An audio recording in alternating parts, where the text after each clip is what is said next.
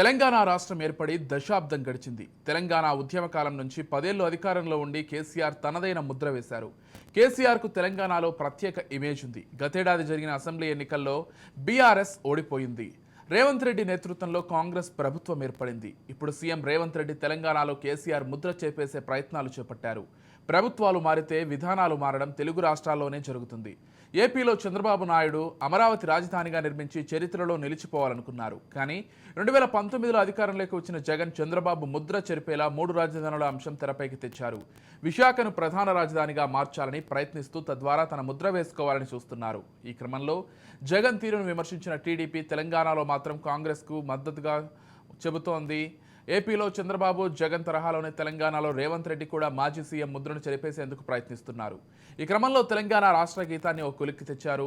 తెలంగాణ తల్లికి తుది రూపు ఇచ్చారు. ఇప్పుడు తెలంగాణ అధికారిక చిహ్నం విషయంలోనూ కసరత్తు చేస్తున్నారు. తెలంగాణ ఉద్యమ స్ఫూర్తిని చాటేలా చిత్రకారుడు రుద్రరాజేష్తో చర్చలు జరిపారు. కీలక సూచనలు చేశారు. ఇదే సమయంలో తెలంగాణ జాతిపితగా జయశంకర్ను తెరపైకి తెచ్చారు. మొత్తం కేసీఆర్ ముద్ర లేకుండా చేస్తున్నారు. కేసీఆర్ ముద్ర చెరిపేయాలని రేవంత్ ప్రయత్నిస్తున్నా కేసీఆర్ స్థాయిలో గుర్తింపు రావడం కష్టమనే అభిప్రాయం వ్యక్తమవుతోంది.